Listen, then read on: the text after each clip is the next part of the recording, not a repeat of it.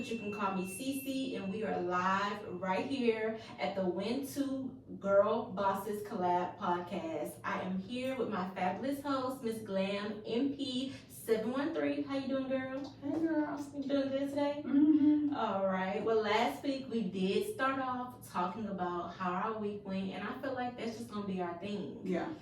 Unless you want to do the transparency thing. I put you on the spot.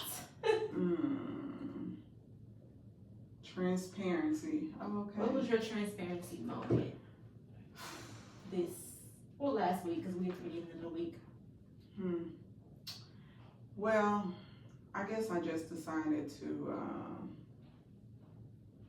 I'm going to let God do his thing. I'm going to stop worrying about it and driving the bus. I'm tired of driving the bus, so. That's a good point. Yeah. That's some true transparency reflection that I had there. Like, yeah, I'm always trying to drive the bus, but I'm need to be the follower this time. Yeah, I need to be the passenger. Yeah. You drive Miss Daisy. Yeah. What's my transparency this week? Making the decision that I am going to rent out my rooms. Well, maybe 2 of my rooms when I put out there that I wasn't. Oh. So that's my transparency post. Okay. I'm going back to that. All right. So today, guys, we are going to be talking about building your foundation and what really does that mean to build a foundation. So if I'm thinking about a foundation, right, I'm thinking about something solid. Okay, so first let's tell the people, foundation in the beauty industry, somewhere, right? Like some area of beauty, right? Okay. Lash artist. Okay, yeah. Injector. So the foundation, just the foundation of figuring out exactly what path you want to take. Yeah. And so foundation is key, right? When they build a house, the first thing they pour is the foundation. Yeah. And that's obviously important because if the foundation cracks, then I guess the rest of the house crumbles. Yeah. So, I think that foundation is important. Whether you want to be an employee or an owner, entrepreneur. So, I don't like the word employee. I like the word entrepreneur. What's your definition of entrepreneur? I want everybody that works for me to be a boss or no? Not a boss. A leader. Because everybody's not a boss. But an entrepreneur to me means you gonna drive, you got the drive, you gonna hustle it out because not with the mentality of I just work here. So if you don't have the mentality of I just work here, because that's the mentality of an employee. When I think employee, that's what I think. I just work here. I mean, that used to be me. To be honest, I would go and do my time. I really wasn't thinking about how to grow their business. I was just working there. That's a good point. See, when I was at my other company or the job I said I worked for 4 years, I literally was thinking about how can I grow your company. Okay, yeah. And so remember that we talked about, like, I never wanted to be an entrepreneur. So I never really thought about it. I was just going, do my thing, and go home. So an entrepreneur, no responsibility. Entrepreneur, like, you want to see the place where you are working thrive. Versus you just there. And we see that a lot. I mean, we go to fast food restaurants, we go to clothing stores. There is lack of customer service because they're just there. They don't care if Macy's make it or not. You know? So that's what entrepreneur is versus an entrepreneur. We take all the risk, right? So when the entrepreneurs leave, we still responsible. Okay, and is entrepreneur like an actual word? It is. Something you just... No, it's an actual word. I've never heard that, so I learned something right now. Yeah. So now you know that you don't want employees, you want entrepreneurs that are going to play like a team. And that's what helps make the entrepreneur successful. And but it took some trial and error for me to to get to that point and for me to recognize that everybody, they are not intrapreneurs. Some people are just workers. Employees. So employees. So we talked about the McDonald's people having just the fryer. Like that's their one job because that's what they're good at. Yeah. They not worried about anything else. Their part of being the entrepreneur is making sure that those fries are fresh and that's their right. Yeah. That's their part. About the toilets, the burger flips. No. If the restaurant is clean, right? Yeah. Okay. Well, with foundation, I feel like there are some key points that you need to figure out when you're building your foundation. So we're going to talk about at least 3 of them on how you can start working towards building your foundation. Yeah, because maybe you don't know if you want to be an entrepreneur or an entrepreneur. Maybe you're not sure. And maybe you don't really know what is required of both roles, like of either role. Yeah. Everybody wants to be a boss, right? But they don't know what the cost is. First, you have to decide if you want to be an entrepreneur or an entrepreneur. And then these questions like come into play. First question, what is it, Chelsea? Again, asking yourself, are you an employee or Intrapreneur. We're replacing the word of employee for entrepreneur, or do you want to be an entrepreneur? So like Glam MP713 just said, if you are an intrapreneur, INTRA-preneur, that's it. Meaning that you have drive, that you want to basically, if your company wins, you win, but you're not so much focused on. Yeah, you're not financially responsible like an entrepreneur, right? But you still want to put like your input to help it grow. Yeah, and you're gonna benefit from it growing. Yeah. Now, if you're an entrepreneur, meaning the ENTRE-preneur, that to me means that you are financially responsible for everything. It is your vision, your brand. You are doing X, Y, and Z. And as an entrepreneur, you are wearing many hats, meaning you are the boss. You could be working in your business. You could be the janitor. You could be the customer service rep. You can be all those things. But also you need to make sure you have the bandwidth to be an entrepreneur, because it can become like overwhelming. Yeah, because so entrepreneur, for instance, entrepreneur doesn't mean that you just do your job. Like you want to come up with creative marketing ideas to help the business grow. You want to help with social media posts to help the business grow. You want to remind people to refer to the office because you want to help the business grow. An employee is just like, you come in here, I'm gonna do what I have to do, and then sit at the front desk, help you. That's it. So you want to help the entrepreneur succeed. So an entrepreneur, really everybody should be an entrepreneur, even though I wasn't. I'm being completely transparent. I was not. I was just going in and do my time, But I will say that maybe I wasn't so much because where I was working weren't very receptive to maybe thoughts that I had that could make the business better. That's a good valid point though. If you're an entrepreneur, those are things to look at. Yeah, you have to think about. Yeah, because you don't want to be a bougie, stuck up entrepreneur who thinks you know it all. Right. Yeah, because I'm not the smartest one. No, I'm definitely not the smartest one. You already didn't. Right. Messed up. Yep. So first thing, you just need to decide if you want to be an intrapreneur or an entrepreneur. Yeah, I can totally agree. And take those things into consideration when the roles are. Yeah. And if you want to be just an employee, I guess. Do your thing. Yep. Yeah. Okay. You need to decide if you want to be an employee, entrepreneur. Entrepreneur. No, because employee and entrepreneur, those two different people.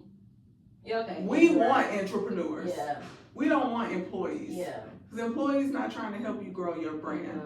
Employees are just being employees. Like Ross, Marshalls. Yeah. Yeah. They're just there. Just there to be collecting a check. Yeah. That used to be me.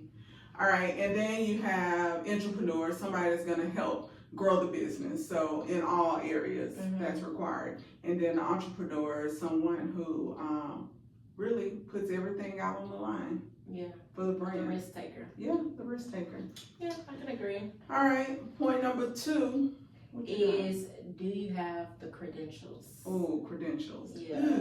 And I feel like that goes like if you're going to be an employee or if you're going to be entrepreneur. Employee, entrepreneur, entrepreneur. Either way, are you qualified? You qualify. And so many people think they're qualified and they're not. So tell me, in the lash industry, people think they're qualified if what? So many upcoming or aspiring artists think they're qualified by just taking a 2-hour, 3-hour, 2-day, 3-day lash training course. Well, are they credentialed at that point? They have a certificate, which means that you completed this course. Does that mean that you can do lashes? No, not legally. Okay. So basically, if you don't have your license to do lashes, then technically you're just like a house kitchen stylist. So you need to have a cosmetology license. Yes. You need to have a cosmetology. So in the state of Texas, they have it where you can have a cosmetology license, a esthetician license, or they have an actual eyelash specialty license. So any one of those 3, you qualify to be able to to be a licensed lash artist. Okay. You can have nail too, but I'm not sure on that, so don't quote me. But I know those top 3 ones are for sure. Okay, but when I go to cosmetology school, they don't teach me how to do lashes. They do. So cosmetology, so this is a good tip. Cosmetology is the broad, most people think that cosmetology is just hair. Yeah, I did. But no, cosmetology, they teach you a little bit about skin, more about hair, a little about nails. So it kind of covers like all the spectrum. So if you are like a new artist or you like graduated from high school and you like, I really don't know what I would do, I would give the advice that just do cosmetology because you have a more broad spectrum that if you do decide to change your mind, then you can go like into different fields. Esthetician is more like the skin. So you're focusing more, like you maybe have more clearance on like doing deeper facials, stuff like that. Cosmetology is more like scalp chemicals. Esthetician is more like skin and those type of chemicals. Eyelash specialty is literally just eyelashes. But also eyelash specialty is like one of the shorter hour courses. So for eyelash, it's 320 hours. For cosmetology, it was 1,500 hours, but that was like in 2011 when I did it, so it could be different now. But it should be around that. We'll come back and let the people know. Around that same thing. But I feel like, if you do like don't know what you want to do, then cosmetology should be your broader thing. But if you want to focus on just eyelashes, then I say, hey, go for the eyelash specialty program. So I'm gonna get my cosmetology license and I'm going to go and start doing lashes. So now I'm licensed, so you don't think I'm credentialed or qualified? A little bit, but I feel like even with that, like with everything, you should take a course. So then that's when it comes to place. Yeah, I did. Okay, so you graduated cosmetology school. I took cosmetology. They did teach us a little bit about it. It was just like the fundamental basics. It was more about hair, but I did have like some knowledge about it. And then you took the lash Then I course. took when I wanted to do lashes, then I said, okay, I really want to learn this in depth. So then I took a course. Okay, cool. Yeah. And then after you took the course, then you would feel like if you were to hire someone, that's the minimum that they would need to do to say that they're credentialed and qualified to apply for a lash job or to start a business. Yeah, but I wouldn't recommend starting your own business because this things you need to know, but if you wanted to, Okay. So you don't recommend newcomers right out of school, right out of a certification course, starting a business. No. All right, so that's a good. That's another episode. What about in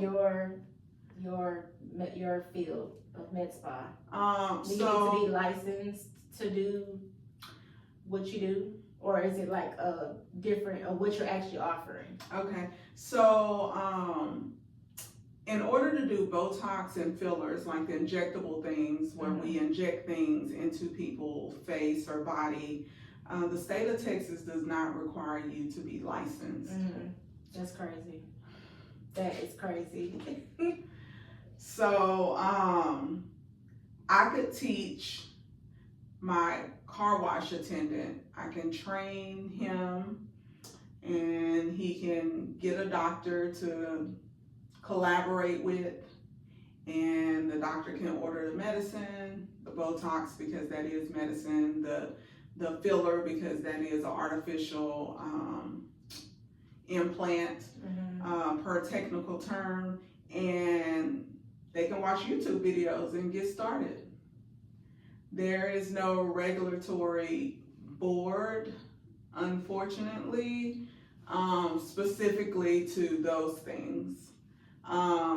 So TLDR, I'm familiar with them because I have an esthetician who does facials and things like that. So I'm familiar with them, and they do come through and do spot audits and checks on my office, on the esthetician's protocols and things like that. But as far as what the type of work that I do, there's no regulating board.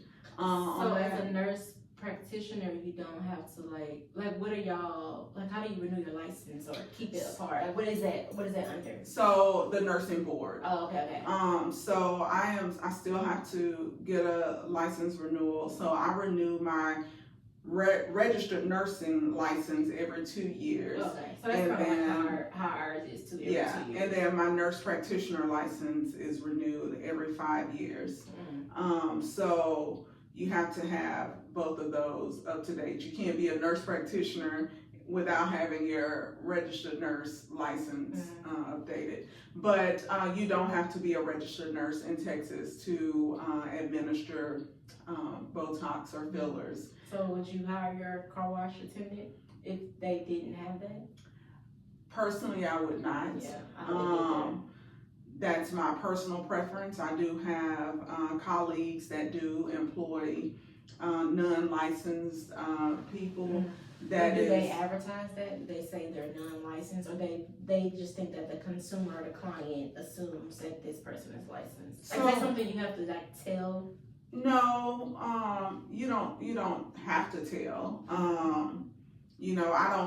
I don't know specifically because I really don't look at what other people do. I probably should. I don't know, but I don't. So maybe I'm sure that they don't.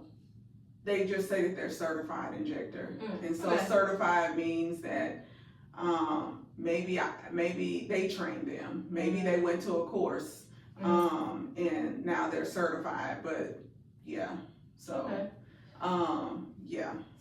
So closing out number 2 is check and see if your state requires you to be licensed or just certified. Yeah. And another thing with credentials too, like sometimes when you apply for a job, they may ask you, but I think that's what it don't even have to be like beauty experience jobs, like your experience. Yeah. Like even when you graduate college and you think about like those college degrees, sometimes it's hard for them to get a job because the job or the company wants you to have experience. Right. Yeah. I also will say that certification is nice to have. Certification just means that you went to a course. You invested in yourself. Yes, exactly. Yeah. I think that that's nice to have, even though in my industry it doesn't matter a thing. It really doesn't. But I'm not gonna lie to you. Like some people, like in my industry, they think like, or it's not even just that. I could see it like in browse or anything.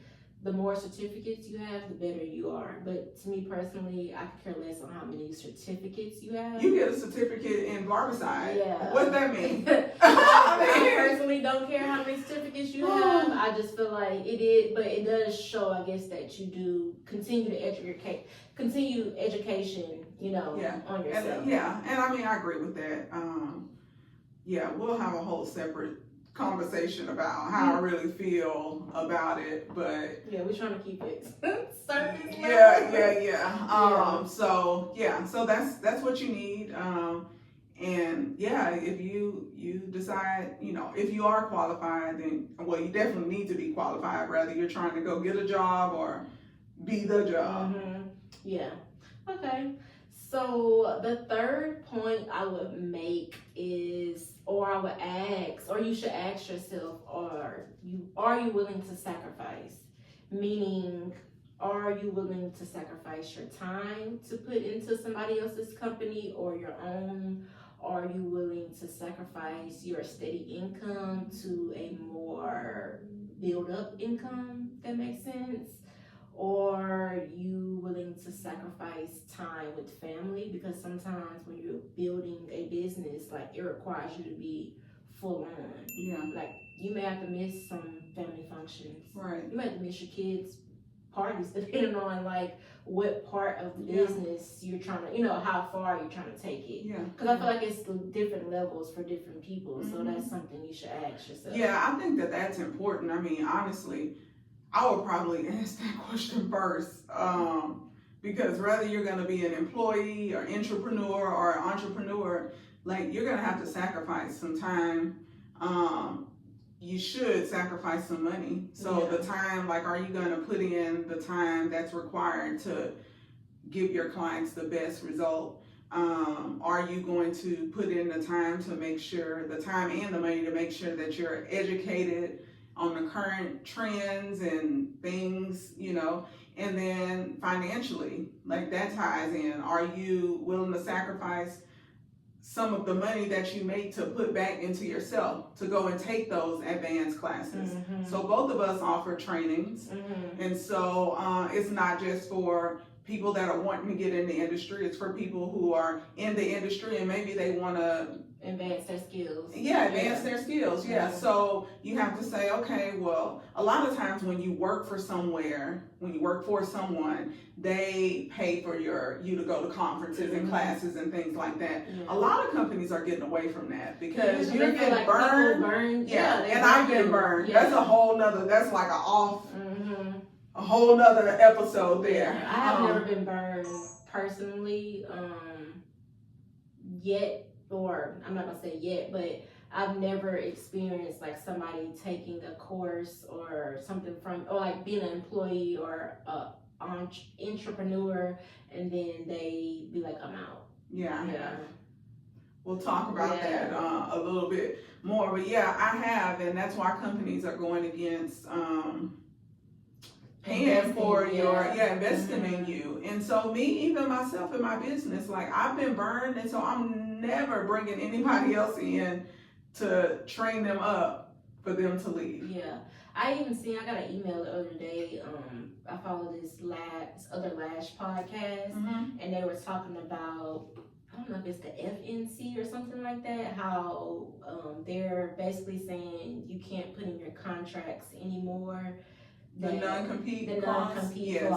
So that's like something that a lot of companies do invest. They put that non-compete clause saying that you can't go do X, Y, and Z. But now I guess they're trying to get rid of that. So, I mean, that's what you do as a business owner, to try to protect yourself, that you don't teach them all of your trademark secrets and then they go and work at the place across the parking lot and go and tell all your trademark secrets to them. And so that's how we protect ourselves as the owners. But I feel like even if you was a type of person, karma, I actually believe in karma. So me too. If you do that, and just say, for instance, you open up your own business and somebody does that to you. But nobody thinks about it until they're wearing the shoes. That's unfortunate. Those are some good conversations we're gonna have, because it is it's protecting your brand, but you know, people just out there to do them, and that's unfortunate. So yeah, those are definitely questions that you need to ask yourself before you decide to jump into the industry. Because it's gonna take you a long way. But a lot of people get into this as entrepreneurs, and we make it look so easy that they decide they want to go and be entrepreneurs. But So they don't realize, and they don't, you know, unfortunately, a lot of people just aren't qualified to be an entrepreneur. It takes a lot of, there is no MBA prepares you for this. I mean, really, I learned by School of Hard Knocks. No, for real. I made so many mistakes. So much money was wasted. And I'm still, 8 years later, still learning. And, you know, so yeah, it just requires a different level of dedication to be an entrepreneur. Because if you've ever, did you ever see that? And you see it, it's like an iceberg. And below the water level, it shows like what people think it is, or on top it shows what people think it is, and then on the bottom, like all of the struggle. And then the one that goes up, down, like 1 hour, you like, oh man, I got this. Or one week, then the next week is like, I'm done with this. You know, I come up here all the time and say, I'm done, man, I'm tapped out. And that's how entrepreneur life is. Like, you up, you down, you know, you just like tapped out, or you think you can conquer the world.